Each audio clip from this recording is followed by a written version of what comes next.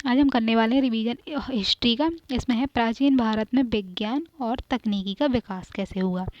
तो यह मानना उचित नहीं है कि प्राचीन भारत के लोग पारलौकिक की चिंता में ही उलझे रहे। उन्होंने इस संसार के प्रति तिरस्कार का भाव रखा और हमारा ध्यान केवल बुद्ध, महावीर, शंकराचार्य जैसे धर्माचार्यों पर ही नहीं हो, अपितु आर्यभट्ट, ब्रह्मगुप्त और चरक जैसे वैज्ञानिक चिंतकों पर भी रहे। तो ऐसे विद्वान भी रहे हैं आज, चरक, आर्यभट्ट और ब्रह्मगुप्त जैसे, तो इन पर भी ध्यान देना है, दे रहे। हमें ज्ञान होगा कि सांसारिक भौतिक जगत में प्राचीन भारत के लोगों ने इतनी व्यापक उपलब्धियां हासिल की थीं। तो प्राचीन भारत के जो लोग हैं उन्होंने बहुत ज़्यादा व्यापक उपलब्धियां हासिल की थी। जैसे गणित के क्षेत्र में प्राचीन काल के भारतीयों की 3 विशिष्ट उपलब्धियां हैं। अंकन पद्धति, दशमलव पद्धति और शून्य का प्रयोग। तो ये इन्होंने प्राचीन भारत में खोल दी थी। गणित के क्षेत्र में यूरोपीय लोगों ने अंकमाला का ज्ञान भारत से प्राप्त किया। इसका प्रयोग अशोक के अभिलेखों में पाया गया है, जो ईसा पूर्व 3री सदी का है। फिर भारतीयों ने शून्य का आविष्कार ईसा 2री सदी में शून्य का आविष्कार किया था। शून्य का प्रयोग केवल प्राचीन काल के लोग ही जानते थे। प्राचीन यूनान के लोगों को यह ज्ञान नहीं था। तो भारत में शून्य का आविष्कार भी हुआ, और अंकमाला का ईसा पूर्व 3री सदी में और शून्य का ईसा पूर्व 2री सदी में। फिर इस तरह दशमलव पद्धति का प्रयोग सबसे पहले भारतीयों ने दशमलव पद्धति का प्रयोग किया। प्रख्यात गणितज्ञ आर्यभट्ट इससे परिचित थे। तो प्राचीन जो आर्यभट्ट हैं, सबसे पहले भारतीयों ने इसका किया, और प्रख्यात गणितज्ञ आर्यभट्ट इससे परिचित थे। चीनी लोगों ने यह पद्धति बौद्धिक धर्म प्रचारकों से सीखी। चीन के लोगों थे, तो चीन के लोगों ने यह पद्धति बौद्ध धर्म के प्रचारकों से सीखी थी। फिर हड़प्पा सभ्यता की ईंटों को देखने से ही पता चलता है कि पश्चिमोत्तर भारत के लोगों को मापन एवं ज्यामिति का अच्छा ज्ञान था। तो प्राचीन भारत के जो लोग थे उन्हें मापन का और ज्यामिति का अच्छा ज्ञान था। बाद में वैदिक लोगों ने इस ज्ञान से लाभ उठाया। तो वैदिक लोगों ने इस ज्ञान से लाभ उठाया, जो ईसा पूर्व 5वीं सदी के आसपास शुल्ब सूत्र में दिखाई पड़ता है। तो भारतीय गणितज्ञों ने वर्गमूल और घनमूल की प्रणालियों को भी विकसित किया। भारत के जो गणितज्ञ थे, भारतीय गणितज्ञों ने वर्गमूल और घनमूल पद्धतियों को विकसित किया। आर्यभट्ट ने त्रिकोणमिति का विकास किया। उसी तरह बीजगणित भी भारतीय यूनानियों दोनों का योगदान था। तो बीजगणित का जो विकास हुआ तो उसमें भारतीयों और यूनानियों दोनों का योगदान रहा था। परंतु पश्चिमी यूरोप में इसका ज्ञान यूनान से नहीं बल्कि अरब से मिला था। तो पश्चिम जो यूनान के लोग हैं, तो उन्हें यह ज्ञान कहाँ से मिला था? यूरोप को यह ज्ञान यूनान से नहीं, तो यूरोप के वाले लोग हैं तो उन्हें यूनान से ज्ञान नहीं मिला था बल्कि अरबों से मिला था, जो भारत से प्राप्त किया गया था। फिर ब्रह्मगुप्त एवं भास्कराचार्य ने गणित के विकास में महत्वपूर्ण योगदान दिया। तो गणित के विकास में किसने? ब्रह्मगुप्त ने, और भास्कराचार्य ने महत्वपूर्ण योगदान दिया। ब्रह्मगुप्त ने ऋणात्मक अंकों का प्रयोग शुरू किया था। फिर खगोल शास्त्र, तो प्राचीन काल में धर्म और विज्ञान एक दूसरे से जुड़े हुए थे। ग्रहों को देवता समझा जाता था। यही वजह है कि प्राचीन काल से ही ग्रहों के अवलोकन में भारतीयों की रुचि थी। ग्रहों का अध्ययन इसीलिए भी आवश्यक था क्योंकि उसका संबंध ऋतु और मौसम से था। यानी ऋतुएं बदलती थी ग्रहों के अनुसार, तो ऋतु और मौसम से था। इन परिवर्तनों की जानकारी विकसित हो रही कृषि अर्थव्यवस्था के लिए आवश्यक थी। तो ऋतु मौसम की जो जानकारी है वो उसके कृषि के लिए महत्वपूर्ण थी। फिर प्राचीन काल के जो लोग हैं, प्राचीन काल में खगोल शास्त्र में आर्यभट्ट और बराहमिहिर दो महान विद्वान हुए। तो आर्यभट्ट हुए और बराहमिहिर हुए, विद्वान हुए। आर्यभट्ट ने चंद्र ग्रहण एवं सूर्य ग्रहण जैसी खगोलीय घटना का पता लगाया। तो आर्यभट्ट ने चंद्र ग्रहण और सूर्य ग्रहण जैसी खगोलीय घटना का पता लगाया। उन्होंने अनुमान के आधार पर पृथ्वी की परिधि का मान निकाला। तो अनुमान के आधार पर उन्होंने परिधि, पृथ्वी की परिधि है जो, उसका मान निकाला, जो आज भी कुछ परिवर्तनों के साथ शुद्ध माना जाता है। उन्होंने बताया कि सूर्य स्थिर है परंतु पृथ्वी घूमती है। उन्होंने ये बताया कि सूर्य स्थिर है और पृथ्वी घूमती है। आर्यभट्ट ने अपने इस सिद्धांत को अपनी पुस्तक आर्यभट्टयम में स्थान दिया है। वह बराहमिहिर की सुविख्यात कृति बृहद संहिता, बराहमिहिर की जो कृति है सुविख्यात कृति बृहद संहिता 6ठी सदी में लिखी गई है। बराहमिहिर ने बताया कि चंद्रमा जो है, चंद्रमा पृथ्वी का चक्कर लगाता है। तो बराहमिहिर की सुविख्यात कृति बृहद संहिता है और 6ठी सदी में लिखी गई है। और इन्होंने ही बताया है कि जो बराहमिहिर ने बताया कि चंद्रमा पृथ्वी का चक्कर लगाता है। और उन्होंने बताया कि सूर्य स्थिर है और पृथ्वी घूमती है, ये भी बताया। पृथ्वी की परिधि का मापन भी किया है। एक अन्य खगोल शास्त्री ब्रह्मगुप्त भी थे जिन्होंने ब्रह्म सिद्धांत नामक की पुस्तक की रचना की है। फिर भौतिक शास्त्र यानी फिजिक्स के संबंध में ज्ञान। तो प्राचीन भारत में भौतिक शास्त्र धर्म और धार्मिक सिद्धांतों से प्रभावित था। भौतिक शास्त्र यानी फिजिक्स भी धर्म से प्रभावित थी। भौतिक शास्त्र की मान्यताएं एवं परिभाषाएं भी संप्रदायगत थी, जो एक दूसरे से भिन्न थी, यानी संप्रदाय धर्म में भिन्न थी। फिर भी लगभग समस्त धर्मों का मानना था कि पृथ्वी का निर्माण 5 तत्वों से हुआ है: पृथ्वी, जल, अग्नि, वायु एवं आकाश।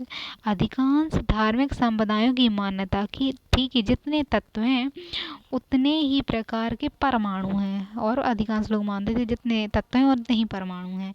परमाणु मिलकर अणु का निर्माण करते हैं। इन अणुओं को वैशेषिक दर्शन तो अनिश्वर मानते हैं, यानी उन्हें ईश्वर नहीं मानते, अनिश्वर मानते हैं, जबकि बौद्ध उन्हें प्रकृति का अंग मानते हैं और तो चक्र के रूप में प्रकट होते हैं। फिर ये गायब हो जाते हैं, चक्र के रूप में प्रकट होते हैं और फिर गायब हो जाते हैं। इस प्रकार वैशेषिक दर्शन के द्वारा परमाणु सिद्धांत पर बल दिया गया। फिर रसायन के संबंध में ज्ञान। रसायन शास्त्र के क्षेत्र में प्राचीन भारत के लोग काफी विकसित थे। तो रसायन के बारे में उन्हें ज्ञान था, काफी विकसित थे। वैदिक आर्यों द्वारा पशुओं की खाल, चमड़े से विभिन्न प्रकार की वस्तुओं का निर्माण करना संभव था। तो पशुओं की जो खाल है और चमड़े से वस्तुओं का निर्माण करना संभव था। चरक संहिता और सुश्रुत संहिता, तो ये महत्वपूर्ण ग्रंथ है, चरक संहिता और सुश्रुत संहिता। विभिन्न वनस्पतियों के रसों से औषधि बनाए जाने की सूचना मिलती है। तो चरक संहिता से और सुश्रुत संहिता से मिलती है। इसीलिए यह औषधि के साथ साथ चिकित्सा शास्त्र पर ग्रंथ हैं, चिकित्सा शास्त्र के ग्रंथ हैं। फिर रसायन के क्षेत्र में एक महत्वपूर्ण उपलब्धि मानी जा सकती है। विभिन्न प्रकार के रंगों का विकास। प्राचीन काल के लोगों को नीले रंग के साथ साथ टिकाऊ रंग का भी ज्ञान था। तो अजंता के मनमोहक चित्रों पर आज भी चमक विद्यमान है। तो ये रंगों का ज्ञान था उन्हें उस समय प्राचीन भारत के लोगों में। औषधि या चिकित्सा शास्त्र का ज्ञान। तो अथर्ववेद जो है, अथर्ववेद चिकित्सा शास्त्र का एक महत्वपूर्ण ग्रंथ है। इसमें अतिसार, ज्वर, जलोदर इत्यादि रोगों, उनके निदान की चर्चा मिलती है। तो अर्थशास्त्र में रोगों की चर्चा है। फिर मगध सम्राट बिंबिसार के राजवैद्य जीवक चिकित्सा क्षेत्र के महत्वपूर्ण योगदान है। तो बिंबिसार के राज दरबार में जीवक नाम के चिकित्सक थे। फिर ईसा की दूसरी सदी में 2 महान चिकित्सक हुए जिसमें सुश्रुत और चरक थे। तो ईसा की दूसरी सदी में सुश्रुत और चरक थे। पहले बिंबिसार के दरबार में जीवक थे, जो दूसरी सदी में हुए और सुश्रुत और चरक। इन्होंने क्रमशः सुश्रुत संहिता और चरक संहिता नामक ग्रंथों की रचना की है। फिर शल्य चिकित्सा के विकास का श्रेय सुश्रुत को जाता है, तो सुश्रुत को शल्य चिकित्सा चीरफाड़ वाली, तो उसको जाता है सुश्रुत को। चरक संहिता को चिकित्सा शास्त्र का विश्वकोश कहा जाता है, तो चरक संहिता को चिकित्सा का विश्वकोश कहा जाता है। और फिर इन ग्रंथों से कई प्रकार की बीमारियां, तो ये जो ग्रंथ है इनसे कई प्रकार की बीमारियों जिनमें छूत की बीमारी भी शामिल है के साथ साथ औषधियों की भी जानकारी मिलती है। आगे गुप्त काल में चिकित्सा के क्षेत्र में धन्वंतरी एवं भगवान और भागवत जैसे चिकित्सकों के योगदान महत्वपूर्ण है। तो गुप्त काल है, तो गुप्त काल में चिकित्सा के क्षेत्र में धन्वंतरी और भगवत जैसे चिकित्सकों का योगदान रहा है। तो ये चिकित्सक थे, धन्वंतरी एक चिकित्सक थे गुप्त काल में, और भगवत चिकित्सक थे। गुप्त काल में पशु विज्ञान एक ग्रंथ हस्त आयुर्वेद की रचना हुई। तो पशु विज्ञान पर जो ग्रंथ है हस्त आयुर्वेद है, इसकी रचना हुई। इस प्रकार औषधि शास्त्र का एक नवीनतम नामक ग्रंथ लिखा गया था। प्रौद्योगिकी क्षेत्र में विकास, यानी प्रौद्योगिकी कैसे विकसित हुई, तो मृत भांडों के विभिन्न प्रकार बने। फिर वस्त्रों उद्योग, सूती रेशमी ऊनी वस्त्रों का विकास हुआ। बेहतर इंजीनियरिंग, गुफा वास्तुकला, इमारतें मंदिर बने। धातु कला का विकास हुआ। इसमें आभूषण का निर्माण, लौह प्रौद्योगिकी, आभूषण भी निर्मित हुए, लोहे के प्रौद्योगिकी का विकास हुआ। ताम्र और कांस्य की मूर्तियां, तांबे की और कांस्य की मूर्तियां मिली। विभिन्न प्रकार के सिक्के, तो आभूषण है, लौह प्रौद्योगिकी है, ताम्र प्रौद्योगिकी है, विभिन्न प्रकार के सिक्के। मृद भांडों के विभिन्न प्रकार पढ़ना है पहले, मृद भांड, फिर वस्त्र, फिर इंजीनियरिंग, धातु कला। तो मृद भांड के विभिन्न प्रकार। प्रौद्योगिकी के क्षेत्र में प्राचीन काल के लोग पीछे नहीं थे। नवपाषाण काल से ही मृद भांडों का निर्माण आरंभ हो गया था। तो कब से? नवपाषाण काल से। फिर हड़प्पा तथा विभिन्न ताम्रपाषाण कालिक संस्कृतियों में मृद भांडों का निर्माण व्यापक रूप से देखा जा सकता है। तो वो बहुत सारी ताम्रपाषाण कालीन संस्कृतियों में मृद भांडों का निर्माण उसमें हुआ। यथा काले एवं लाल, तो काले और लाल मृद भांड, चित्रधूरा मृद भांड, तो काले मृद भांड, लाल मृद भांड और चित्रधूरा मृद भांड, गैरिक मृद भांड, उत्तरी काले पॉलिश मृद भांड, उत्तरी काले पॉलिश मृद भांड है जो NBPW काले पॉलिश वाले, न्यू ब्लैक पॉलिश मृद भांड बहुत ही बेहतरीन प्रकार के मृद भांड थे। विशेषकर मालवा संस्कृति तो मृद भांडों के विशेषता के लिए ही जानी जाती है। तो मालवा की जो संस्कृति है वो मृद भांडों की विशेषता के लिए जानी जाती है। फिर वस्त्र उद्योग, तो प्राचीन काल के लोग वस्त्रों से बने सूत, रेशम, ऊन इत्यादि का प्रयोग करते थे। तो वस्त्र बनाने में सूत का, रेशम का, ऊन का प्रयोग करते थे। ऋग्वेद में उल्लेखनीय है कि गंधार और सिंध प्रदेश में सुंदर ऊनी वस्त्र उत्पादन होता था। तो गंधार में, सिंध में ऊनी वस्त्रों का उत्पादन होता था। मौर्य काल में वस्त्र निर्माण महत्वपूर्ण उद्योग था। अर्थशास्त्र के अनुसार कपास के अतिरिक्त वस्त्र निर्माण के लिए, तो कपास से वस्त्र का निर्माण होता था, और उसके अलावा ऊन और रेशम, ऊन का और रेशम का प्रयोग होता था।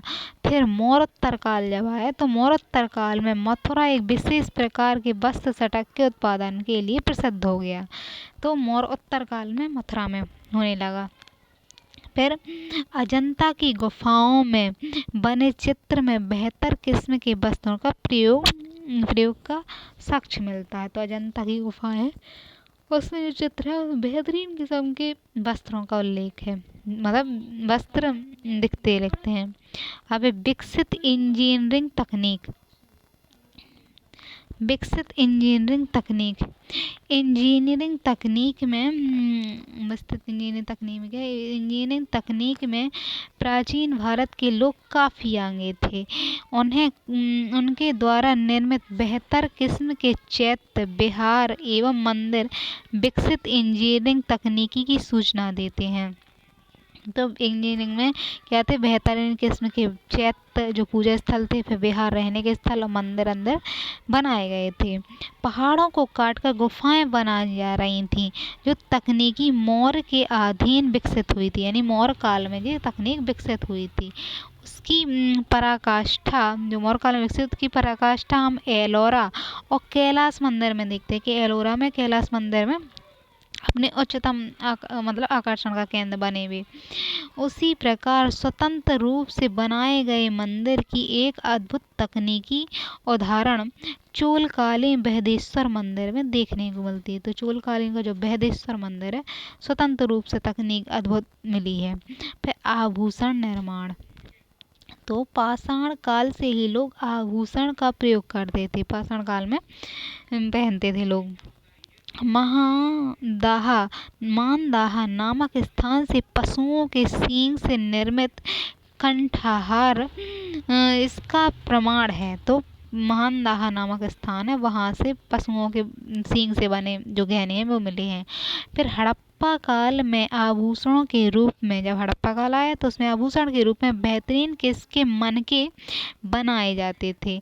फिर आगे गुप्त काल में जेवरात, गुप्त काल आया तो उसमें जेवरात बन गए।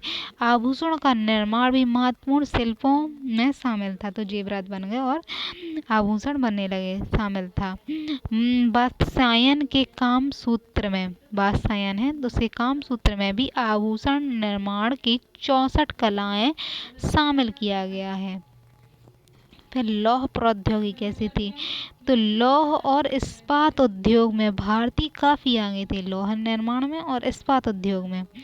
भारतीय इस्पात पूरी दुनिया में बेजोड़ माना जाता था, इसे वुटर्ज के नाम से जाना जाता था। आगे मौर्य और मौर्योत्तर तथा गुप्त काल तक आते आते धातु ने अपनी उत्कृष्टता को और भी सिद्ध कर लिया। तो मौर्य में चला, मौर्योत्तर में और गुप्त काल में और ज़्यादा अच्छे से लौह प्रौद्योगिकी धातु कला थी वो और विकसित हुई। गुप्त काल में निर्मित मेहरौली जो दिल्ली में वो कुतुब मीनार के पास स्थित है, कुतुब मीनार के गेट के बाहर, लाहौर स्तंभ अपनी मजबूत तथा सुंदरता के लिए विख्यात है। यह स्मरणीय है कि भारत की तलवार का विश्व में कोई जवाब नहीं था। तो इस तरह था। अब ताम्र एवं कांस्य प्रौद्योगिकी, ताम्र और कांस्य प्रौद्योगिकी का विकास किस तरह से हुआ। ताम्र एवं कांस्य प्रगलन की विधि विकास में प्राचीन भारतीय प्रौद्योगिकी विकास उच्च स्तर को दर्शाता है। तो प्राचीन भारत की जो प्रौद्योगिकी थी तो उसके विकास में उच्च स्तर को दर्शाता है। हड़प्पा सभ्यता के लोगों ने तांबे और टिन को मिलाकर कांसे बनाने की तकनीकी सीख ली थी। तो हड़प्पा सभ्यता के लोगों ने तांबे को और टिन को पिघलाकर कांसा बनाने लगे थे। उस समय की मोहनजोदड़ो से प्राप्त कांसे से निर्मित नाचती हुई लड़की की मूर्ति विशेष रूप से उल्लेखनीय, तो नाचती हुई लड़की मिली है मोहनजोदड़ो से, और यह द्रव्यमान विधि द्वारा बनाई गई थी। आगे गुप्त काल में बिहार, गुप्त काल जब आया तो उस वहाँ बिहार के सुल्तानगंज से प्राप्त बुद्ध की 1 टन की कांस्य मूर्ति प्राचीन धातु कर्म का अनूठा उदाहरण है। तो गुप्त काल में वो मिली है सुल्तानगंज से बुद्ध की 1 टन की कांस्य की प्रतिमा। अब है विभिन्न प्रकार के सिक्कों का निर्माण। तो विभिन्न आकृतियों की मुद्रा प्राचीन काल की धातु तकनीकी की श्रेष्ठता साबित करती हैं। तो विभिन्न प्रकार के सिक्के मिले तो वो मतलब बहुत अच्छी धातु तकनीक को विकसित कर बताती हैं। प्राचीन भारत में नियमित रूप से सिक्कों का निर्माण लगभग 5वीं सदी ईसा पूर्व में आहत सिक्के के निर्माण के साथ आरंभ हुआ। तो 5वीं सदी ईसा पूर्व था जब तो यानी बुद्ध काल के जो महानगर बसे जैसे, तो उस समय से पूर्व 5वीं सदी ईसा पूर्व में आहत सिक्के का निर्माण सबसे पहले आरंभ हुआ था। ये सिक्के चांदी, तांबे या तांबे जैसी मिश्र धातु से निर्मित थे। तो चांदी के थे या तांबे के थे या फिर मिश्र धातु के थे, इन दोनों। इन सिक्कों पर विभिन्न प्रकार के चित्र उकेरे गए थे और आगे सिक्के के निर्माण किए गए थे। और आगे इन सिक्कों के निर्माण में कलात्मक निरूपता यानी कला का और विकास हुआ। तो कलात्मक निरूपता गुप्तकालीन सिक्कों में देखने को मिलती है। तो गुप्त काल में सिक्कों में और यही चीज़ देखने को मिलती है। इस काल में सिक्कों के निर्माण में बेहतरीन टंकन पद्धति देखने को मिलती है। सिक्कों पर शासक और विभिन्न देवताओं के चित्र उकेरे गए थे। तो सिक्के हैं तो सिक्कों पर शासक के चित्र और बहुत सारे देवता हैं तो देवताओं के चित्र भी उकेरे गए थे। तो सिक्कों पर शासक अपनी प्रतिमा बना लेते थे या फिर देवताओं की। गुप्तकालीन मूर्ति कला चित्रकला में उसे उकेरता देखने को मिलती है, उत्कृष्टता देखने को मिलती है गुप्तकालीन जो मूर्ति कला है। तो गुप्तकालीन मूर्ति कला और चित्रकला में इसमें उत्कृष्टता देखने को मिलती है। वह गुप्तकालीन सिक्कों पर बने चित्र में भी उभर कर आती है। तो गुप्तकाल के जो सिक्के बने उसमें ये चित्र बने, उसमें ये चीज़ उभर कर आती है। चंद्रगुप्त प्रथम के सम्राट एवं सम्राज्ञी कोटि, चंद्रगुप्त प्रथम है तो उसने सम्राट और सम्राज्ञी कोटि के सिक्के पृष्ठ भाग में चलाए थे। सम्राट और सम्राज्ञी मतलब कोटि के सिक्के, तो उनमें प्रथम एक पृष्ठ में सिंह पर बैठी दुर्गा का चित्र है। फिर समुद्रगुप्त के द्वारा बनाए गए विभिन्न प्रकार के सिक्कों में अश्वमेध यज्ञ प्रकार के एवं बीड़ा वादन करते सिक्के महत्वपूर्ण है। तो जो इस समुद्रगुप्त ने बनवाए उनमें वो एक में बीड़ा बजा रहा है सिक्के और अश्वमेध यज्ञ कर रहा है, इस तरह के उसने बनवाए। उसी प्रकार चंद्रगुप्त द्वितीय जो थे उनको धनुष प्रकार के सिक्के और कुमारगुप्त प्रथम के सिक्कों पर कमल पर बैठी लक्ष्मी का चित्र है। तो कुमारगुप्त ने बनाए जो उसमें लक्ष्मी का चित्र है कमल पर बैठी, और चंद्रगुप्त द्वितीय ने धनुष प्रकार के मतलब सिक्के चलाए। फिर चित्र उत्कृष्ट कला के उदाहरण हैं। तो इस तरह से चित्रकला का विकास हुआ। अब ये खत्म हुआ। अब भारत में इतिहास के अध्ययन के स्रोत क्या हैं। तो इतिहास किस तरह से पता चलता है कि किस तरह से रहा। तो भारत में अध्ययन के स्रोत, तो भारत में इतिहास के अध्ययन के स्रोतों में पुरातात्विक साक्ष्य यानी पुराने जैसे अभिलेख के आधार पर इतिहास का पता लगाएंगे, सिक्के से पता लगाएंगे, विभिन्न काल का स्वरूप अध्ययन स्रोत जो मिले हैं और अधिक प्रमाणिक, क्योंकि इन अध्ययन के इसमें फेर बदल करने की गुंजाइश बहुत कम है। तो सिक्के हैं, अभिलेख है, विभिन्न कला के स्रोत हैं, तो इनमें परिवर्तन नहीं हो सकता है जल्दी। फिर साहित्य साक्ष्य यानी देसी साहित्य जो देश में मिला है और विदेशी साहित्य जो विदेशों में मिला है। साहित्यिक साक्ष्य में प्रचुरता से जानकारी प्रदान करना, परंतु विचार को सावधानी से अपनाने की जरूरत है। तो किस विचारक ने किस उद्देश्य से कहा है, इस पर ध्यान देना। विदेशी में क्या है, भारत के इतिहास में कुछ कालों की जानकारी इनके माध्यम से संभव है, विदेशों से जो जानकारी मिली है। जैसे 4वीं सदी ईसा पूर्व में उत्तर पश्चिम भारत का इतिहास 4वीं सदी ईसा पूर्व में कैसा था। फिर जो देसी लेखक हैं, देसी लेखों की तुलना में जाति और क्षेत्रीय पूर्वाग्रह से मुक्त होकर लिखते थे। तो देसी लेखक हैं जो विदेशी साहित्य में कौन कौन सा है, तो यूनान और रोम के लेखक होंगे। फिर चीनी लेखक होंगे, चीनी में फाहियान तो है ही जो गुप्त काल में 4वीं सदी में आया था। पाटलिपुत्र और मध्य में और हैनसांग है। तो चीनी लेखक हैं जो फारसान और हैनसांग, और अरबी लेखक हैं सुलेमान अल-मसूदी और अल-बरूनी। तो सुलेमान अल-मसूदी अल-बरूनी अरब लेखक हैं, इनसे पता चलता है। फिर यूनान के जो लेखक हैं सिकंदर था उस समय। सिकंदर के इतिहास में इसमें कौन लिखेगा, नियार्क्स लिखेगा। और अरिस्टोबुल्स लिखेगा, मेगास्थनीज तो लिखेगा ही, और आनासिक्रेटिज ये लिखेंगे। रोम के लेखक ईसा की आरंभिक शताब्दी में जो थे स्टेम्बो हैं, टॉलमी हैं, डायरोटस हैं, एरियन है। तो ये सारे जो लेख लिखेंगे उनसे पता चलेगा। विदेशी लेखक हैं सारे, अरबी, चीनी और यूनान और रोमी। तो पुरातात्विक स्रोत इतिहास जानने के स्रोत हैं। अब पुरातात्विक स्रोत में कौन कौन से हैं? तो प्राचीन भारत के इतिहास के अध्ययन के लिए पुरातात्विक साक्ष्यों को अपना महत्व पुरातात्विक स्रोतों का। पुरातात्विक स्रोत कहीं कहीं पर स्वतंत्र रूप से तो कहीं कहीं पर साहित्यिक स्रोत के पूरक के रूप में अध्ययन को सरल बनाते हैं।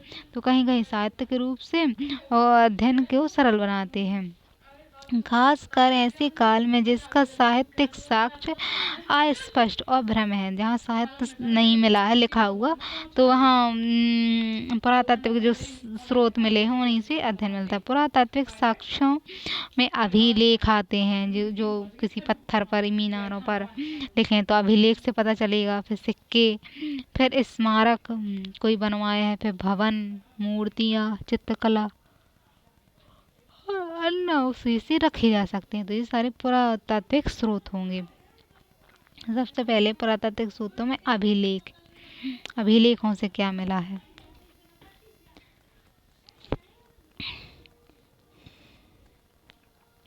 पुरातात्विक स्रोतों में अभिलेख सर्वाधिक महत्व का है। प्राचीन भारत में अधिकांश अभिलेख मोहरों, प्रस्तर स्तंभों, स्तूपों, चट्टानों, ताम्रपत्रों, मंदिरों की दीवारों, मूर्तियों, ईंटों पर मिलते हैं। तो जो अभिलेख लिखे गए हैं वो ज़्यादातर कहाँ है? प्रस्तर स्तंभों, मोहरों पे लिखे गए हैं, फिर स्तंभ, पत्थर के स्तंभों पे, स्तूपों पे लिखे गए हैं, चट्टान पे लिखे गए हैं, ताम्र के पत्ते पर, मंदिर की दीवारों पर, मूर्तियों पे, ईंटों पे, ये सारे चीज़ों पे लिखे गए हैं। अभिलेखों के अध्ययन की सबसे बड़ी विशेषता होती है कि इनकी लिखावट में छेड़छाड़ की गुंजाइश कम होती है, अतः अध्ययन स्रोत के रूप में इसे प्रमाणित माना जाता है। भारत में ज्ञात सबसे प्राचीन अभिलेख अशोक के हैं, और ये अभिलेख बहुधा प्रस्तर स्तंभों या शिलाओं पर खुदे गए हैं, इन शिलाओं पर खुद कर लिखे हैं तथा साम्राज्य के कोने कोने पर विस्तृत हैं। इस अभिलेख से अशोक के शासनकाल, उसके शासन की प्रकृति और तथा शासन के स्वरूप का इतना प्रकाश पड़ता है कि उसे प्राप्त साहित्य स्रोतों से उन्हें साहित्य के जो स्रोत हैं उन्हें मिलाकर पढ़ने से मौर्य काल को समझने में दिक्कत नहीं आती। तो अच्छे से मौर्य काल को समझ सकते हैं साहित्य स्रोतों और जो पुरातात्विक स्रोत मिले उन सबके साथ पढ़ सकते हैं। अशोक का जो मास्करी और गुर्जरा जैसे अभिलेख के माध्यम से इसका नाम का पता चलता है। तो नाम का पता कहाँ से चला? मास्करी और गुर्जरा, दो अभिलेख है, मास्करी और गुर्जरा अभिलेख से। इसके अलावा ताम्रपत्र पर अंकित भूमि अनुदान पत्र, तांबे के पत्र पे भूमि का अनुदान लिखा है, कितनी भूमि किसको दी। तो मंदिरों, मूर्तियों पर उत्कृष्ट निजी अभिलेख भी पाए गए हैं, मंदिरों में लिखे, मूर्तियों में लिखे अभिलेख पाए गए। इससे तत्कालीन भारत की सामाजिक, राजनैतिक, आर्थिक व्यवस्था पर प्रकाश पड़ता है। इसके अतिरिक्त कलिंग के शासक खारवेल का हाथी गुफा अभिलेख है जो, और फिर रुद्रदामन का जूनागढ़ अभिलेख भारतीय इतिहास में अनेक विस्तृत घटनाओं से हमारा परिचय कराते हैं। तो रुद्रदामन का जूनागढ़ अभिलेख और खारवेल जो कलिंग के राजा थे, हाथी गुफा अभिलेख है। इस प्रकार समुद्रगुप्त की प्रयाग प्रशस्ति राजा चंद्र का मेहरौली अभिलेख है। तो समुद्रगुप्त ने प्रयाग प्रशस्ति की तो मेहरौली अभिलेख है वहाँ का। फिर हर्षवर्धन का मधुबन बांसगेड़ा मधुबन वाला है। हर्षवर्धन का बांसगेड़ा अभिलेख। दक्षिण भारत में 7 वाहनों, दक्षिण भारत में जो 7 वाहन थे, फिर चोला, चालुक्य, राष्ट्रकूट आदि के अभिलेखों से राजनीतिक इतिहास के अतिरिक्त प्रशासन, मतलब वहाँ राजनीति कैसे चल रही थी, इतिहास क्या रहा और प्रशासन कैसा था, सामाजिक, आर्थिक, शैक्षिक और धार्मिक स्थिति की जानकारी मिलती है। अभिलेखों में तिथि रहने से काल निर्धारण की समस्या नहीं हुई कि कब कब के समय का है, तो काल निर्धारण अच्छे से हुआ। और जहाँ तिथि नहीं भी थी वहाँ लिपि के आधार पर काल निर्धारण किया गया कि कौन से समय में कौन सी लिपि चलती थी। तो अभिलेखों से अनेक साहित्यिक विवरणों की पुष्टि की जाती है। और सिक्के, तो प्राचीन भारत के सिक्कों का अध्ययन अपने आप में दिलचस्प का विषय है। इन सिक्कों के अध्ययन, जो सिक्के हैं तो सिक्कों का अध्ययन से हमें पता चलेगा बहुत सारी चीज़ें। तो सिक्कों के अध्ययन के साथ कई बातों की जानकारी प्राप्त होती है। एक तरफ सिक्कों की उपस्थिति बेहतर व्यापारिक गतिविधियों की सूचना देती है। सिक्के हैं तो बहुत अच्छा व्यापार रहा होगा। तो सिक्कों पर राजाओं के नामों कि उनसे वंशावली स्पष्ट करते हैं। राजाओं के नाम हैं तो राजाओं के शासकों की वंशावली पता चलेगी। उसी प्रकार सिक्कों पर देवताओं के चित्र धार्मिक विश्वास को दर्शाते हैं। देवताओं हैं तो धार्मिक। इस सबसे बढ़कर सिक्कों की बनावट है, तो बनावट से धातु विज्ञान की कलात्मक उपलब्धियों की ओर भी संकेत करते हैं कि धातु उसमें किस तरह की कला उनके पास हो, प्रौद्योगिकी रही होगी, और धातु से उनकी आर्थिक स्थिति का भी पता चल जाएगा। प्राचीन भारत में आहत सिक्कों का प्रचलन लगभग 5वीं शताब्दी में हुआ। तो प्राचीन भारत में आहत के सिक्के 5वीं शताब्दी ईसा पूर्व आरंभ हुए।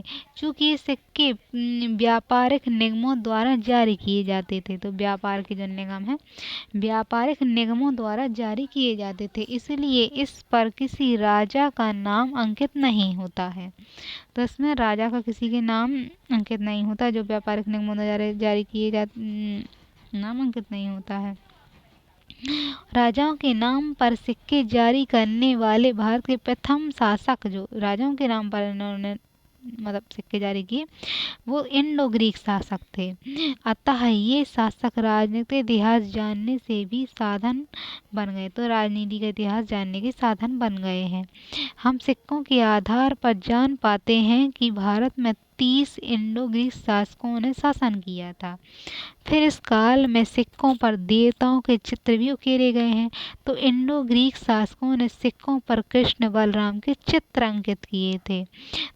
और मौर्योत्तर काल में आगे शक, कुषाण, सातवाहनों ने विभिन्न प्रकार के सिक्के जारी किए।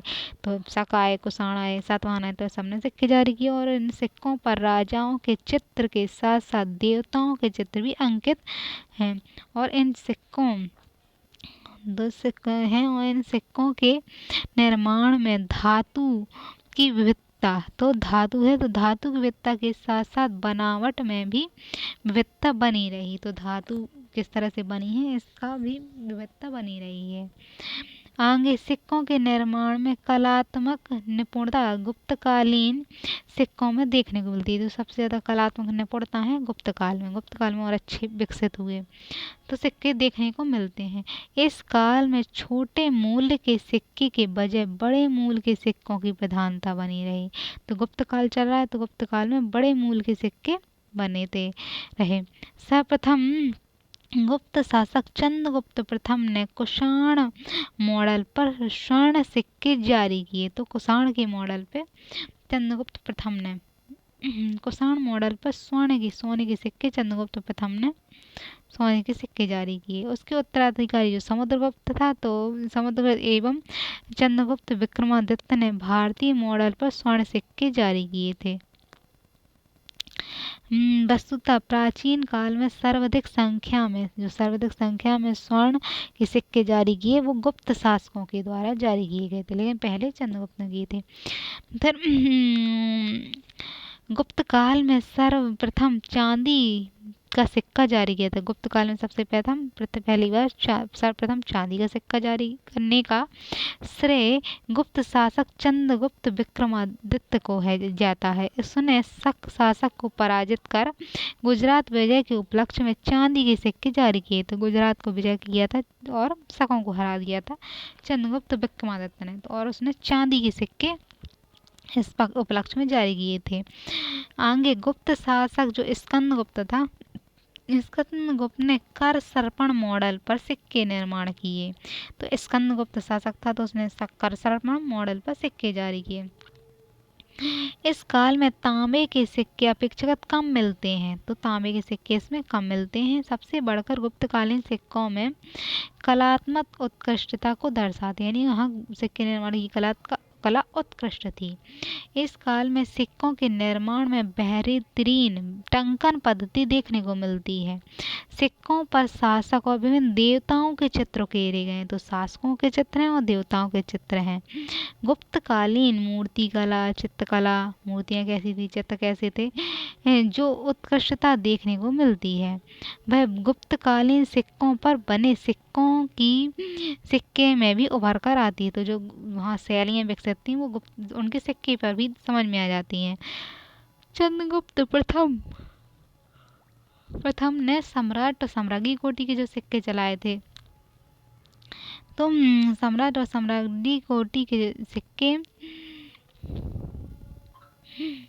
पृष्ठभाग में सिंह पर बैठी दुर्गा का चित्र है। पहले वाले भाग में सिंह यानी शेर पर बैठी दुर्गा का चित्र है। और समुद्रगुप्त द्वारा भी कई प्रकार के सिक्के जारी किए। तो समुद्रगुप्त जो था तो उसने भी कई प्रकार के सिक्के जारी किए, उसका पुत्र था। इसमें अश्वमेध यज्ञ, वीणा वादन करते हुए सिक्के जारी किए। उसी प्रकार चंद्रगुप्त द्वितीय ने धनुष प्रकार के सिक्के, कुमारगुप्त ने सिक्कों पर कमल पर बैठी लक्ष्मी का चित्र उत्कीर्ण उदाहरण है। परंतु गुप्त काल के पश्चात बेहतरीन सिक्कों के नमूने लगभग गायब हो गए। तो गुप्त काल के पश्चात, गुप्त काल जब खत्म हुआ तो बेहतरीन सिक्के क्या है, गायब होने प्रतीत हुए। आगे के काल में ना तो सिक्के की बहुलता दिखाई दी और ना ही धातु की शुद्धता दिखाई दी, कि ना तो धातु की शुद्धता है अब ना ही सिक्के ज़्यादा हैं, ना ही सिक्कों पर खुदे चित्रों की विविधता है, यानी बहुत सारे सिक्के जो विविधता थी वो भी अब खत्म हो गई। तो गुप्त काल के पश्चात जैसे ही आर.एस. शर्मा जैसे विद्वान मानते हैं कि न केवल सिक्कों का वरन सिक्को बनाने वाले सांचे में भी कमी पड़ गई। आगे पाल शासकों के द्वारा कुछ सिक्के जैसे गढ़वाल शासकों के सिक्के मिले हैं। तो पाल शासक जो सिक्के थे उनके सिक्के कुछ मिले और गढ़वाल शासक उनके सिक्के कुछ मिले हैं। इसके कारणों की व्याख्या में जब इनकी कारणों की व्याख्या की गई तो इनके कारणों की व्याख्या के मुद्दे पर विद्वानों के विचार मतभेद हैं। आर.एस. शर्मा इसे व्यापार के पतन से जोड़कर देखते हैं कि व्यापार का पतन हो गया होगा। तो आर.एस. शर्मा हैं जो, तो इसे व्यापार के पतन से जोड़कर देखते हैं। वहीं दूसरी तरफ कुछ विद्वान इस मत को अस्वीकार करते हैं और कहते हैं कि सिक्कों का प्रचलन बना हुआ था परंतु सिक्कों के स्वरूप में परिवर्तन आ चुका था, यानी सिक्के जो दूसरी धातु से, अर्थात संभवतः सिक्कों का निर्माण में धातु बदलते हुए अन्य वस्तु का प्रयोग होने लगा होगा जो कि मतलब जल्दी नष्ट होने वाली धातु होगी। अब प्रश्न उठता है, आप इस विचार को कि गुप्तकालीन सिक्का शास्त्रीय कला के उत्कृष्ट स्तर पर बाद के समय में निरंतर दर्शनीय नहीं है, किस प्रकार सही कहेंगे? तो स्थापत्य कला, मूर्तिकला, चित्रकला, विभिन्न प्रकार के स्मारकों, भवनों, बहुत सारे स्मारक हैं, भवन हैं, मंदिर हैं, मूर्तियां हैं, चित्रकला की शैली आदि भी प्रचुर अध्ययन सामग्री प्राप्त हो जाती है। विभिन्न प्रकार के स्मारक से जहां शैली का ज्ञान होता है वहीं उनके निर्माता के विषय में भी सूचना मिल जाती है कि किस शैली से बने हैं, किस निर्माता ने बनवाए हैं, तो पता चल जाता है। तो यह सूचना भी प्राप्त होती है कि उनके निर्माण का प्रयोजन भी क्या था। यही बात मंदिर और मूर्तियों पर भी लागू होती है। हड़प्पा, मोहनजोदड़ो की खुदाई में जिस नगर के अवशेष मिलते हैं तो जब खुदाई होती है तो खुदाई में जिस नगर के अवशेष मिलते हैं उसी के आधार पर हड़प्पा सभ्यता का पुनर्निर्माण संभव हो गया। उन्हीं अवसरों से ज्ञात हो पाया है कि आज सामाजिक आर्थिक रूप से विभाजित था। इसी प्रकार विभिन्न बंदरगाहों की खुदाई से अरिकामेंडू से तथा वहां मिलने वाले पुरावशेषों से ज्ञात होता है कि किन किन देशों से भारत के व्यापार के संबंध थे। तो व्यापार संबंध का पता चलता है। इस प्रकार नालंदा विक्रमशिला के खंडहरों से इन स्थानों की गरिमा प्रकट होती है। तक्षशिला और मथुरा से प्राप्त मूर्तियों के आधार पर गांधार और मथुरा मूर्ति कला की जानकारी मिलती है। तक्षशिला और मथुरा, तो उनसे प्राप्त मूर्तियों पर गांधार कला और मथुरा में मूर्ति कला की जानकारी मिलती है। सांची, तो यहाँ सांची का भबरू स्तूप, अजंता, एलोरा, एलिफेंटा में बाघ की गुफाएं हैं। दक्षिण भारत के मंदिर प्राचीन शिल्पकला एवं चित्रकला के विकास पर प्रकाश डालते हैं। तो दक्षिण भारत की जो प्राचीन शिल्पकला है, चित्रकला है, तो उस विकास पर प्रकाश डालते हैं, किस तरह विकास हुआ संस्कृति का। इन सब के अलावा कुछ अन्य पुरातात्विक अवशेष भी कभी कभी अध्ययन की दृष्टि से महत्वपूर्ण हो जाते हैं। तो पुरातत्व के कुछ अवशेष हैं जो अध्ययन की दृष्टि से महत्वपूर्ण हो जाते हैं। उदाहरण के लिए विभिन्न प्रकार के मृदभांड, खिलौने और मोहरें। तो विभिन्न प्रकार के मृदभांड हैं, खिलौने हैं और मोहरें से भी हड़प्पा काल के अध्ययन की सहायता मिलती है कि हड़प्पा काल का अध्ययन उनसे मिला है। मोहनजोदड़ो तथा अन्य हड़प्पाई स्थलों से प्राप्त 500 मोहरों के आधार पर ही दो हड़प्पा स्थल है, तो वहाँ से 500 मोहरें मिली हैं, जिसके आधार पर सिंधु सभ्यता के धार्मिक विश्वास कहता था वहाँ, तो धर्म विश्वास की व्याख्या हो सकी है कि वहाँ धर्म विश्वास किस प्रकार रहा होगा। इस प्रकार की मोहरों से तकनीकी जो तत्कालीन आर्थिक व्यवस्था तथा वाणिज्य व्यापार का भी ज्ञान होता है। तो तत्कालीन जो अर्थव्यवस्था कैसी थी, वाणिज्य कैसा था और व्यापार कैसा था, इस बात की जानकारी मिलती है। अब है साहित्यिक स्रोत। साहित्य के आधार जो साहित्य है उसके स्रोत हैं, तो साहित्य स्रोत के आधार पर जानकारी मिलती है। साहित्य स्रोत में है धार्मिक साहित्य स्रोत पढ़ेंगे, पुराण है, जैन धर्म के स्रोत हैं, बौद्ध साहित्य के स्रोत हैं, पुराण हैं, तो साहित्य स्रोत में आएंगे। फिर गैर धार्मिक स्रोत होंगे विदेशी साहित्य, यूनानी साहित्य, इस तरह के ये सारे साहित्य पढ़ने वाले हैं अभी।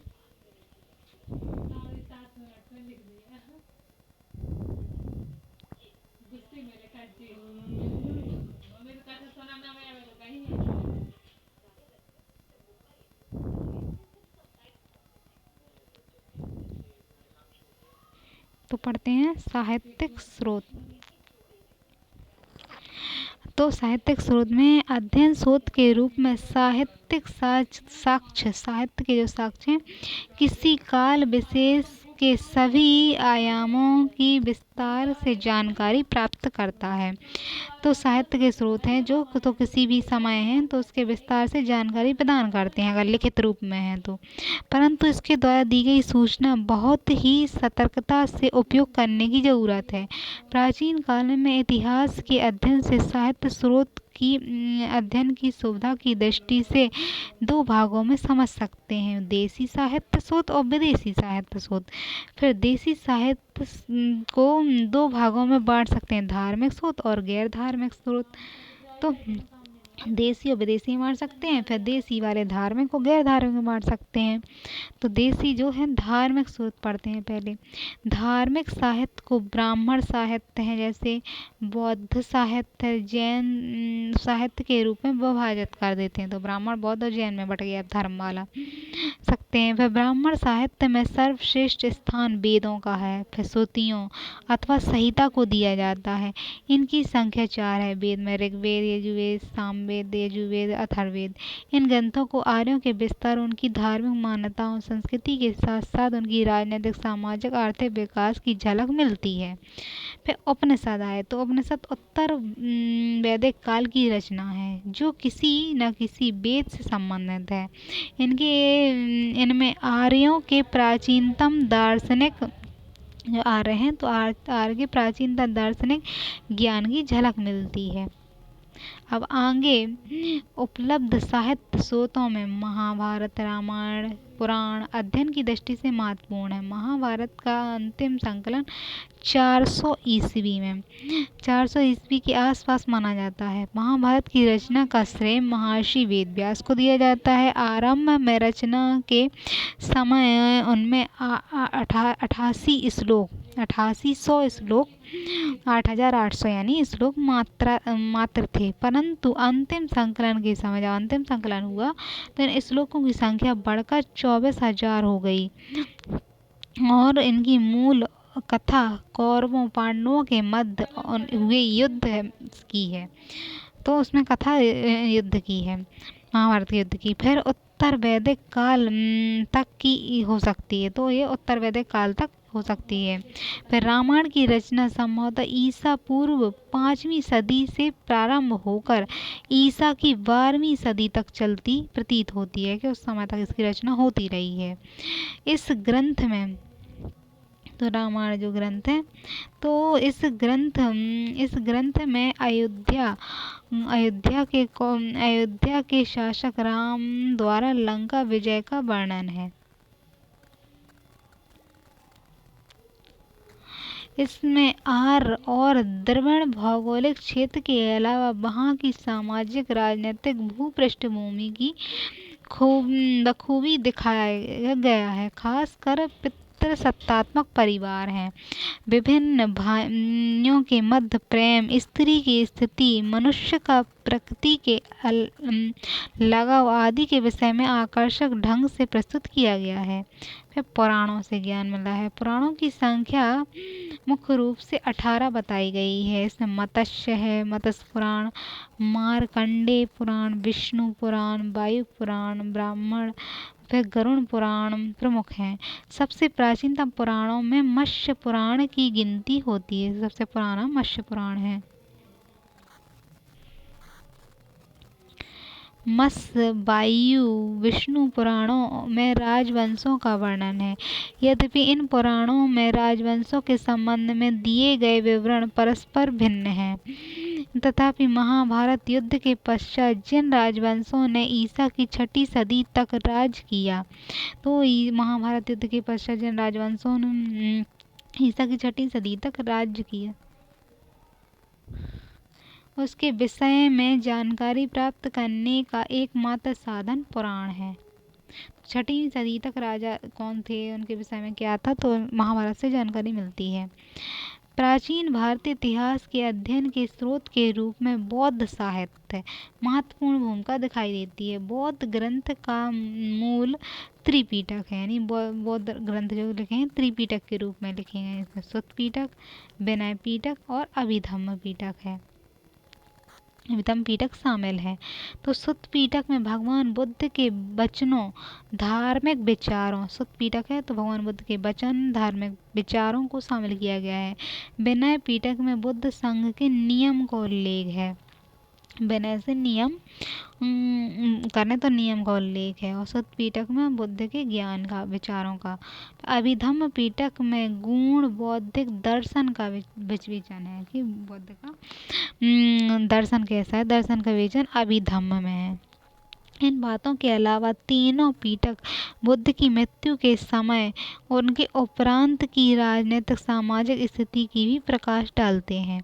इसके अलावा जातक कथाओं से तत्कालीन समाज पर प्रकाश पड़ता है। जो लोगों द्वारा लिखी गई कहानियाँ हैं, जातक कथाएं, उनसे वहाँ की जानकारी मिलती है। तत्काल जातक कथा में बुद्ध के पूर्व जन्म की कहानी है और वंश साहित्य यानी दीपांश, महावंश, श्रीलंका के इतिहास है, श्रीलंका को इतिहास है ज्ञान होता है। तो उस समय श्रीलंका का ज्ञान था कि नहीं, तो इस संबंध में उन्हें जानकारी प्राप्त होती है।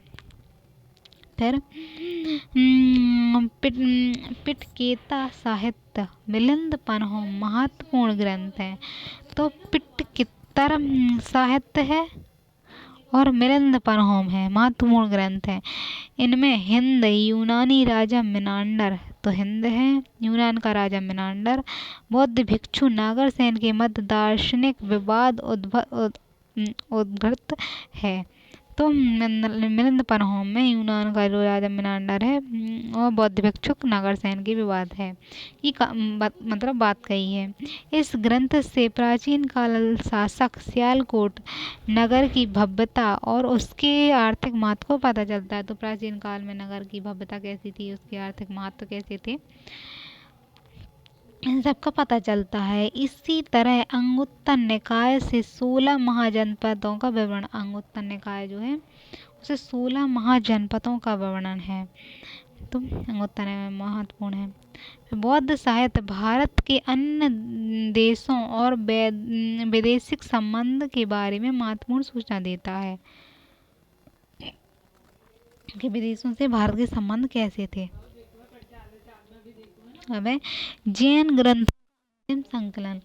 तो जैन ग्रंथ अंतिम संकलन ईसा की 6ठी सदी में हुआ। तो जैन ग्रंथ का अंतिम संकलन ईसा की 6ठी सदी में हुआ।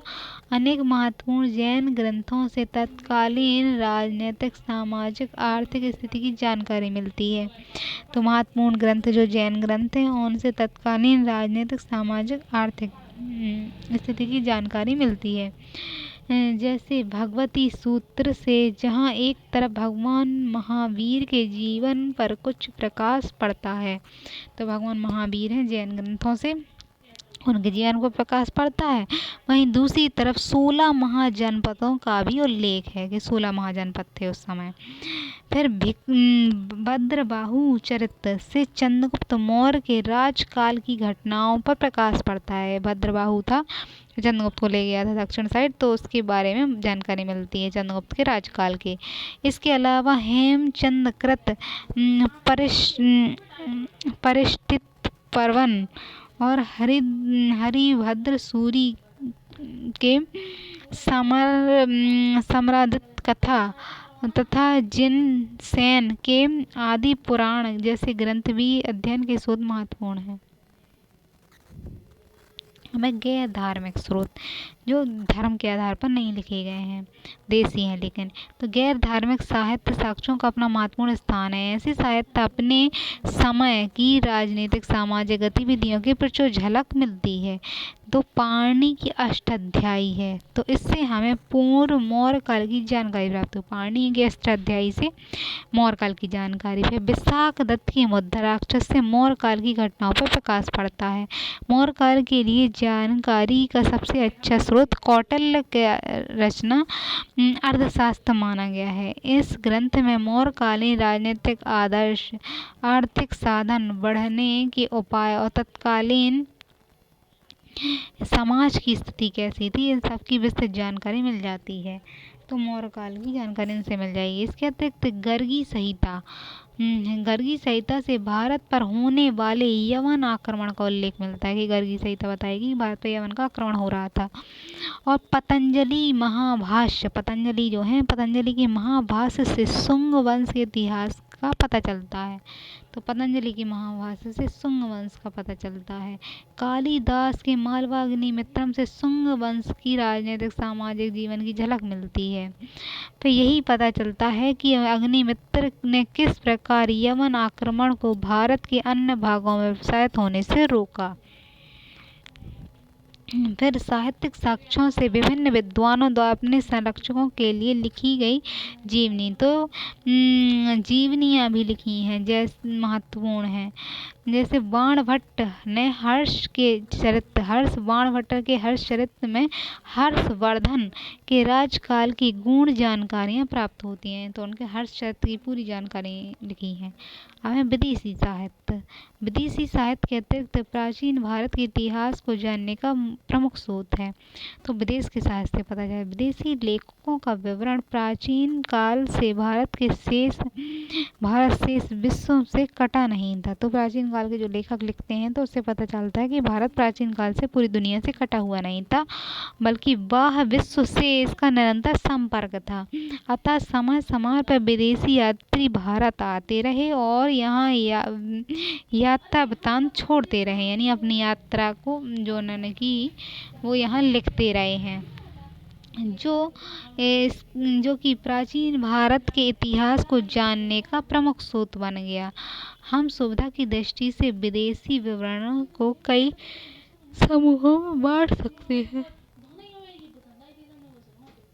विदेश की जो विवरण है उसमें पहला है यूनानी और रोम लेखक। यूनान के और रोम के लेखकों ने क्या लिखा है विदेश के? सिकंदर के साथी इतिहासकार जो है नियार्कस थे और अरिस्टोबुलस ऑनसीक्रिटस आदि के विवरण के माध्यम से हम 4वीं सदी ईसा पूर्व में उत्तर पश्चिम भारत के इतिहास को समझ पाते हैं। इतना ही नहीं, जब ब्रिटिश विद्वान विलियम जेम्स ने यूनान का विवरण जो था, यूनानी विवरण में सेंडकोटस शब्द है, इसकी पहचान चंद्रगुप्त मौर्य से की तो भारत के इतिहास की गुत्थी सुलझ गई। फिर आगे चंद्रगुप्त मौर्य के दरबार में यूनानी शासक सेल्यूकस निकेटस के राजदूत मेगास्थनीज, तो सेल्यूकस निकेटस को जो राजदूत था मेगास्थनीज, सेल्यूकस निकेटस सेनापति था उनका सिकंदर का, उनका राजदूत मेगास्थनीज था। तो उसकी लिखित पुस्तिका इंडिका से मौर्यकालीन प्रशासन कैसा था, वहाँ कर प्रणाली कैसी थी, आर्थिक गतिविधियाँ कैसी घट रही थी, फिर समाज और धार्मिक गतिविधियों पर भी प्रकाश पड़ता है। ईसा की आरंभिक शताब्दियों में भारत के संदर्भ में रोम का लेखकों का विवरण प्राप्त होने लगा। तो रोम के जो लेखक लिख के गए हैं तो उनसे विवरण भारत के बारे में जानकारी मिलती है। ये लेखक थे प्लानी, मतलब कौन कौन से लेखक थे? तो प्लानी थे, स्टैम्बो थे, तो ये लेखक हैं प्लानी और स्टैम्बो, डायटोटस, एरियन। इन लेखों के विवरण में भारत एवं रोम के बीच व्यापार, यानी भारत और रोम के बीच व्यापार था, फिर समुद्रिक गतिविधियां थी, बंदरगाह आदि की सूचना भी मिल जाती है। फिर चीन लेखक आते हैं दूसरे स्थान पर। भारत में अनेक चीन विद्वान फाहियान हेनसांग हैं और प्रमुख हैं, और फाहियान 4वीं सदी के अंत में, 4वीं सदी जब अंत खत्म हुआ तो गुप्त शासक चंद्रगुप्त प्रथम विक्रमादित्य, चंद्रगुप्त विक्रमादित्य के काल में भारत आए थे। तो फाहियान चंद्रगुप्त विक्रमादित्य के काल में आया था। वह मुख्यतः यहाँ बौद्ध संघों का अवलोकन, तो उसने क्या किया, बौद्ध संघ है जो, तो बौद्ध संघों का अवलोकन तथा महत्वपूर्ण बौद्ध ग्रंथ की पांडुलिपियों को संग्रह के लिए आया था। पांडुलिपियों, वो बौद्ध धर्म की जो पांडुलिपियाँ थी उनको इकट्ठा करने आया था। उसने उत्तर भारत एवं मध्य भारत की यात्रा की।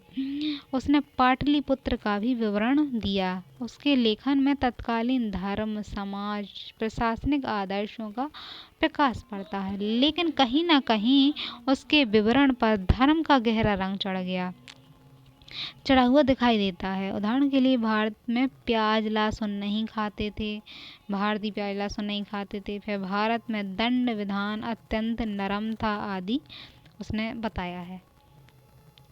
अन्य चीनी है जिसका विवरण 7वीं सदी का इतिहास जानने का प्रमुख स्रोत है। तो 7वीं सदी कैसी थी, वो 4वीं सदी में चला गया, 7वीं में आया। तो 7वीं सदी में कैसा था, तो वहाँ हैनसांग भी धार्मिक उद्देश्य से प्रेरित होकर बौद्ध ग्रंथ की पांडुलिपियाँ खोजने आया था और भारत आया। उसने उत्तर भारत और दक्षिण भारत तक विभिन्न क्षेत्रों का दौरा किया। तो इसने उत्तर से दक्षिण तक का दौरा कर डाला। अपने अनुभव और अवलोकन को पश्चिम के रिकॉर्ड यानी CQ के नाम से संकलित कर दिया। तो इसने अपने रिकॉर्ड जो बनाया उसका नाम CQ लिखा, यानी जो रिपोर्ट बनाई CQ की। और फाहियान की तुलना में हेनसांग का विवरण अत्यधिक व्यापक है और प्रभावशाली है। हेनसांग ने राजनीतिक घटनाक्रम में रुचि ली। तो हेनसांग जो था, तो हेनसांग ने राजनीति कैसी है, तो राजनीतिक घटनाक्रम में रुचि ली। और उसके विवरण में हर्षवर्धन तथा उसके काल की राजनीतिक घटनाक्रम के साथ साथ आर्थिक सामाजिक घटनाओं की भी सूचना मिलती है। वह नालंदा विश्वविद्यालय से जुड़ा रहा था। तो वह नालंदा विश्वविद्यालय से जुड़ा रहा था तथा दक्षिण में कांचीपुरम में उसने शिक्षा प्राप्त की थी। तो दक्षिण में कहाँ से, कांचीपुरम से शिक्षा प्राप्त की थी। उसने कुछ नगरों की पतन उन्मुख अवस्था का भी उल्लेख किया है कि नगर पतनशील थे। उदाहरण के लिए पाटलिपुत्र। यद्यपि कहीं हेनसांग भी धर्म के प्रभाव के अति संयुक्तिपूर्ण विवरण देता है। उदाहरण के लिए हेनसांग के अनुसार हर्षवर्धन ने अपने साम्राज्य में तो हेनसांग के बारे में बताता है कि उसने अपने साम्राज्य में हर्षवर्धन ने पशु हत्या पर पाबंदी लगा दी थी। उसने बताया कि पशु हत्या पर पाबंदी लगा दी थी। भारत के लोग अपने माता पिता पर अत्यधिक आदर करते थे। तो उसने इस तरह की बातें बताई हैं। फिर अरबी लेखक जो इन्होंने मतलब जो भी विवरण दिए, तो विदेशी यात्रा की श्रृंखला में अरबी लेखकों का विवरण का भी अलग महत्व है। अरबों की सिंध विजय के पश्चात, अरबों ने सिंध पर विजय प्राप्त कर ली थी, तो अरब विश्व से भारत का आयात निर्यात संपर्क हुआ, मतलब नियमित संपर्क रहा। अरब यहाँ आते रहे। तो 9वीं सदी में, तो वो 7वीं सदी में आया, उसके सिंह 7वीं सदी में, हेनसांग 4थी सदी में, और ये अरब वाले 9वीं सदी में आए हैं। तो 9वीं सदी में भारत की यात्रा करने वाला प्रमुख अरब विद्वान सुलेमान था। तो अरब का विदेशी मतलब सुलेमान विद्वान था जो अरब से आया था, और उसने इस समय भारत की यात्रा की थी। तो और भारत की यात्रा की थी और उस समय पूर्वी भारत में कौन था, उस 9वीं सदी में पाल वंश का शासन था। राष्ट्रकूट शासक अशुम अमोघ वर्ष का बड़ा प्रशंसक था। वो राष्ट्रकूट का शासन जो दक्षिण में चल रहा था, तो अमोघ वर्ष की उसने प्रशंसा की सुलेमान ने, जो अरब का विद्वान था। उसके अनुसार अमोघ वर्ष राष्ट्रकूट शासक हैं अमोघ वर्ष। तो अमोघ वर्ष ने अपने राज्य में मुसलमानों के धार्मिक स्वतंत्रता दी थी, यानी धर्म करने, अपने मुसलमानों को अपना धर्म मानने की स्वतंत्रता दी थी राष्ट्रकूट शासकों ने।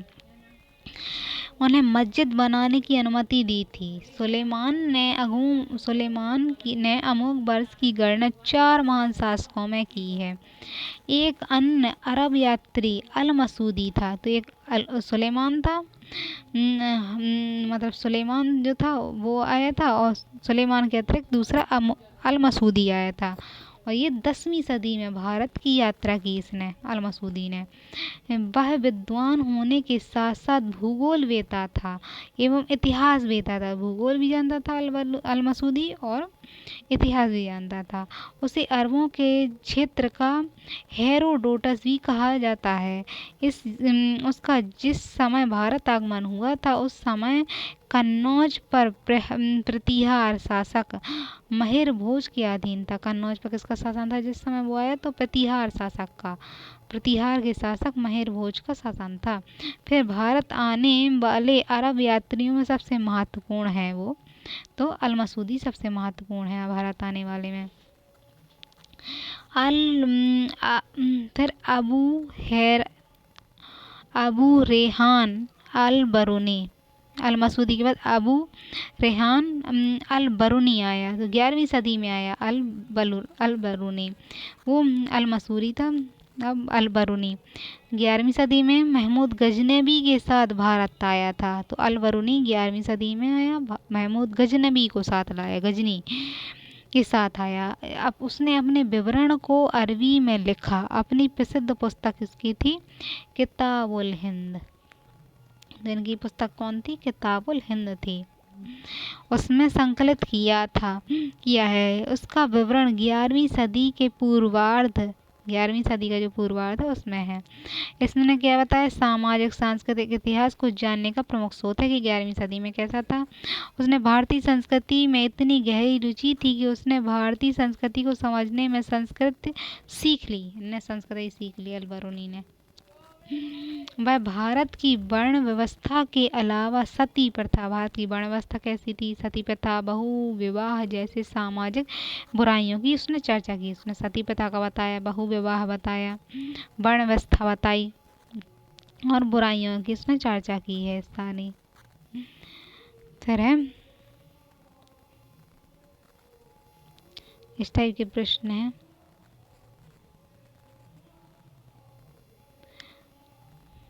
भारतीय कला के बिना, क्वेश्चन है, भारतीय कला के बिना पूर्वी एशिया एवं दक्षिण एशिया की कला का इतिहास अधूरा रह जाएगा। इस कथन का परीक्षण कीजिए।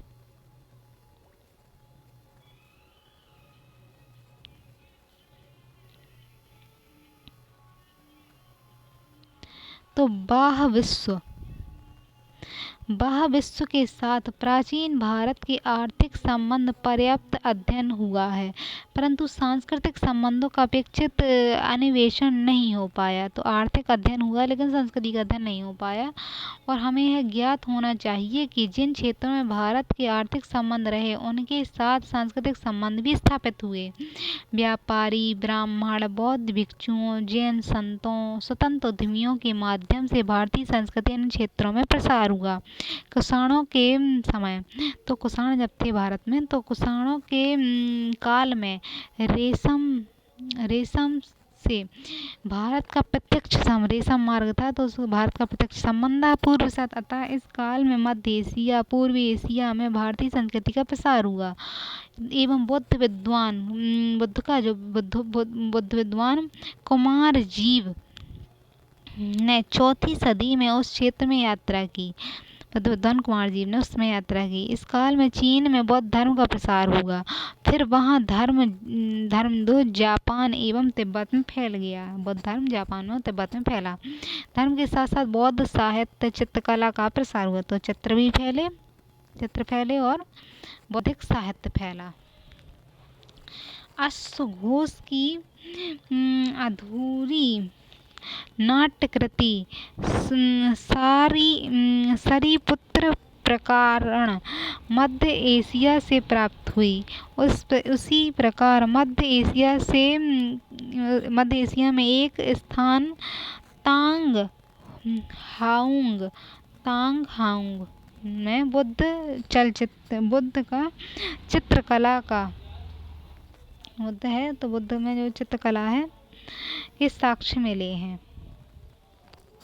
फिर आगे दक्षिण पूर्व एशिया, जो इंडोनेशिया साइड का वाला हिस्सा है, दक्षिण पूर्व एशिया, इसमें भारतीय संस्कृति का प्रसार हुआ। इन क्षेत्रों में बौद्ध संस्कृति एवं ब्राह्मण संस्कृति दोनों का योगदान था। तो बौद्ध संस्कृति का विकास हुआ और ब्राह्मण संस्कृति इसका भी विकास हुआ बताया जाता है। उत्तर भारत में एक महाकाव्य रामायण का देसी संस्करण दक्षिण पूर्व एशिया में विकसित हुआ। राम कथा के प्रभाव का अनुमान इस बात से लगाया जा सकता है कि प्राचीन काल में थाईलैंड की राजधानी नाम अयुथिया रखा गया, जो अयोध्या के समानांतर रखा है। फिर ब्राह्मण धर्म और संस्कृति को फैलाने पल्लव चोल शासकों ने भूमिका निभाई। कंबोडिया जो देश है, कंबोडिया के अंगकोर वाट में भव्य विष्णु मंदिर का निर्माण किया गया। तो भगवान विष्णु का भी मंदिर है कंबोडिया में। उसी प्रकार इंडोनेशिया के बुंदून नामक स्थान पर विश्व का सबसे बड़ा बौद्ध मंदिर मिला है। परंतु भारतीय उपमहाद्वीप से बाहर भारतीय संस्कृति के प्रसार का अध्ययन करते हुए दो बातों पर गौर करना आवश्यक है। प्रथम बात है कि भारतीय संस्कृति क्षेत्रीय स्तर पर मौलिक रूप में स्थापित नहीं हुई, बल्कि क्षेत्रीय तत्व के साथ संपर्क के परिणाम स्वरूप इसका स्वरूप बदल गया, यानी क्षेत्रों के अनुसार इसका स्वरूप भारतीय संस्कृति का बदलता रहा। दूसरा, यह एक तरफ प्रसार नहीं था, मतलब एक तरफा प्रसार नहीं था, क्योंकि बदले में इसने भारत को भी प्रभावित किया। वर्तमान में भारत में पान सुपारी का इतना व्यापक प्रचलन दिखता है, परंतु दक्षिण पूर्व एशिया से ही लिया गया है। दक्षिण पूर्व एशिया से आया है पान सुपारी। वर्तमान में भारत के प्राचीन संपर्क सूत्र का व्यापक महत्व है। दक्षिण एशियाई देशों के साथ भारत के संबंध के आधार पर बदल दिया, सांस्कृतिक कूटनीति का आधार निर्मित किया। भारत दक्षिण पूर्व एशिया की साझी संस्कृति का ज्वलंत उदाहरण है नालंदा यूनिवर्सिटी प्रोजेक्ट। तो आज नालंदा यूनिवर्सिटी प्रोजेक्ट इस तरह साझी संस्कृति के आधार पर चल रहा है।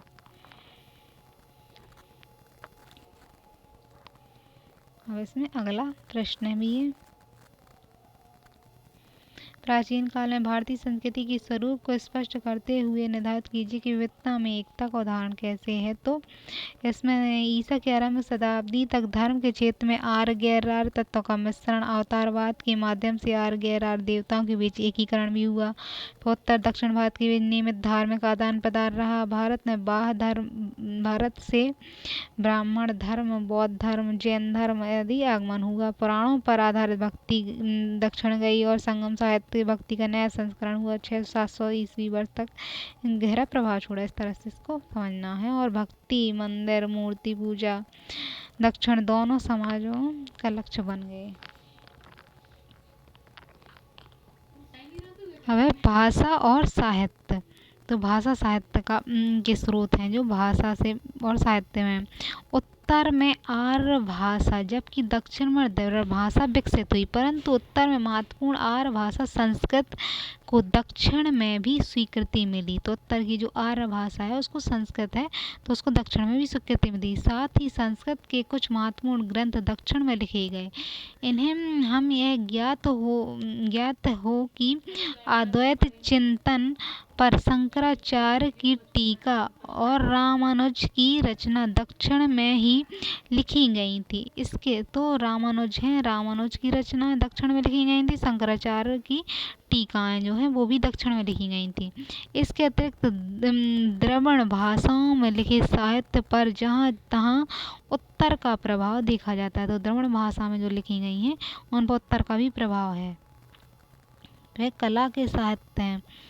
तो स्थापत्य कला, तो द्रविड़ शैली के विकास में नागर शैली के प्रभाव को अस्वीकार नहीं किया जा सकता। उसी प्रकार नागर शैली में द्रविड़ शैली की कुछ विशेषताओं को अपनाया गया। उदाहरण के लिए मंडप का निर्माण। उसी प्रकार बेसा शैली का विकास नागर शैली द्रविड़ शैली के बीच सामंजस्य के परिणाम से हुआ है। फिर चित्रकला, तो अजंता चित्रकला के विकास से दक्षिण के राजवंशों का भी योगदान रहा। अजंता चित्रकला ने एलोरा और सितनवासल की पल्लव चित्रकला और तथा तंजौर स्थित चोल चित्रकला कला पर निर्णायक प्रभाव छोड़ा है। मूर्ति कला है। फिर तो मूर्ति कला में सारनाथ कला ने एलोरा की मूर्ति कला, पल्लव एवं चोलकालीन मूर्ति कला पर भी अपना प्रभाव छोड़ा। तो मूर्ति कला में सारनाथ की जो कला है, सारनाथ कला ने एलोरा की मूर्ति कला पर, पल्लव और चोलकालीन मूर्ति कला पर अपना प्रभाव छोड़ा। सारनाथ की कला ने पल्लव काल में और चोल काल में भी अपना प्रभाव छोड़ा।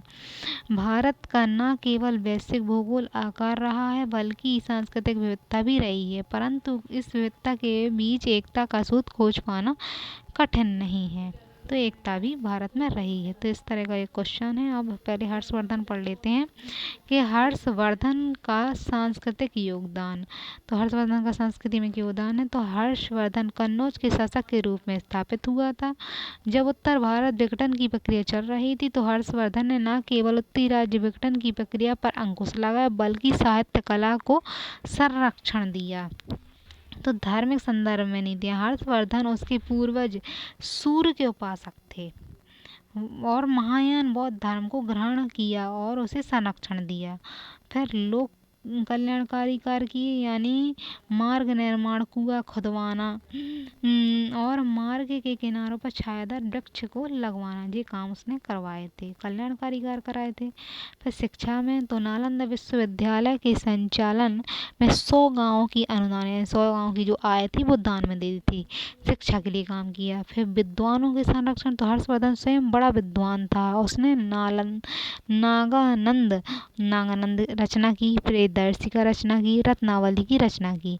इसके अतिरिक्त उसने विभिन्न विद्वानों को भी संरक्षण दिया और बाणभट्ट मयूर, जैसे बाणभट्ट को संरक्षण दिया और मयूर को संरक्षण दिया, ये उसके दरबार में थे।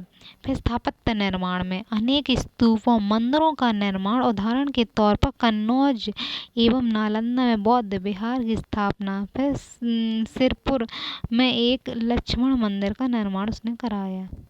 तो इस तरह के निर्माण कार्य उसने कराए हर्षवर्धन के काल में। क्वेश्चन भी पढ़ ही लेते हैं। भारत में विश्व विविधता के किन्हीं 4 सांस्कृतिक तत्वों का वर्णन कीजिए और इस राष्ट्रीय पहचान के निर्माण में अनेक महत्वपूर्ण निर्धारक हैं। तो 4 सांस्कृतिक तत्व बताने हैं। संस्कृति राष्ट्र निर्माण में न केवल प्रमुख अवयव का कार्य करती है, तो संस्कृति क्या है, राष्ट्र निर्माण में प्रमुख अवयव का कार्य करती है, अपितु राष्ट्र के चरित्र को भी निर्धारित करती है। भारत के बहुसांस्कृतिक रूप में भारतीय राष्ट्र को एक प्रथम चरित्र प्रदान किया है।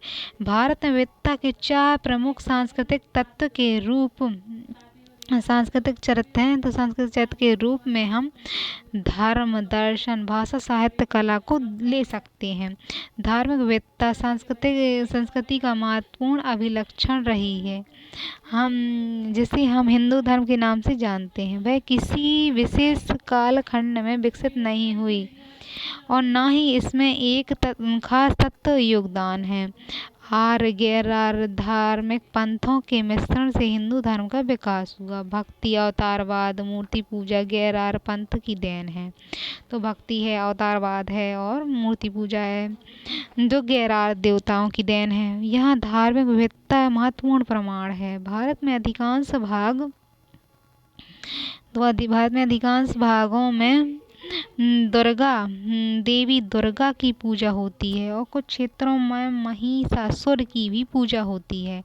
कम्मन की तमिल रामायण का झुकाव रावण की ओर है। आगे मध्यकाल में एकीकरण समन्वय की प्रक्रिया चलती रही। फिर ज्वलंत प्रमाण है कि भक्ति और सूफी आंदोलन मध्यकाल में हिंदू मुसलमान दोनों साथ साथ रहे। फिर समन्वय संस्कृति का निर्माण हुआ। भक्ति सूफी आंदोलन उसी समन्वय संस्कृति की अभिव्यक्ति है। इस प्रकार विविधता के दर्शन के क्षेत्र में मौजूद रही, तो विविधता है तो दर्शन के क्षेत्र में भी मौजूद रही। प्राचीन भारत में स्वतंत्र वाद विवाद की लंबी परंपरा रही। आत्मसेन ने अपनी पुस्तक आर्गुमेंटेटिव इंडियन में इस मुद्दे को उठाया। विविधता का प्रमाण यह है कि हमारे कुछ प्राचीन चिंतक आत्मा को मानते हैं तो कुछ आत्मवादी हैं, अनात्मवादी की आत्मा नहीं होती है। इस प्रकार कुछ चिंतक कर्म पुनर्जन्म की धारणा को मानते हैं तो कुछ स्वीकार करते हैं। फिर भाषा साहित्य के क्षेत्र में विविधता विदेशों को भी अचंभित करती है। भारत में अनेक भाषाएं प्रचलित रही हैं और हैं भी। हिंदी है हिंदी, बांग्ला, उड़िया, मैथिली, मराठी, गुजराती, तेलुगु, तमिल, कन्नड़ इत्यादि अनेक अतिरिक्त कला के क्षेत्र में भी कम विविधता देखने को नहीं मिलती, यानी कला भी बहुत सारी हैं। प्राचीन काल में स्थापत्य कला दो प्रमुख शैलियाँ नागर द्रविड़ शैली विकसित हुई थी। इन दोनों को मिलाकर वेसा शैली का विकास हो गया। समन्वय प्रक्रिया मध्यकाल में चलती रही और मुस्लिम शासन के अंतर्गत मेहराबी सहतीरी के बीच सामंजस्य देखने को मिला। उसी प्रकार मूर्तिकला, चित्रकला आदि क्षेत्रों में अविभाज्य लोक तत्व के बीच सामंजस्य दिखता है। फिर सबसे दिलचस्प तथ्य यह है कि स्वतंत्रता के पश्चात हमने विविधता को अपनी कमजोरी बनाने के बदले उसे अपनी शक्ति बना लिया। हमारे संविधान निर्माताओं ने भी अपनी विविधता का सम्मान किया और संविधान की 8वीं अनुसूची में 14 भाषाओं को जगह दी गई थी, फिर अब 22 हो गई हैं। अब पश्चिम राष्ट्र की विपरीत जिसमें एक भाषा राष्ट्र का नारा दिया गया था, भारत ने 14 राष्ट्र भाषाओं पर आधारित वर्तमान में 22 भाषाएं हो गई हैं और राष्ट्रभाषा बनाए। इस प्रकार भारत ने वैश्विक राष्ट्र का मॉडल प्रस्तुत किया। इसे हम विविधता में एकता का नाम दे सकते हैं। तो इस तरह से भारत में ये सारी चीज़ें विकसित हुई और ये पूरी पढ़ सकते हैं।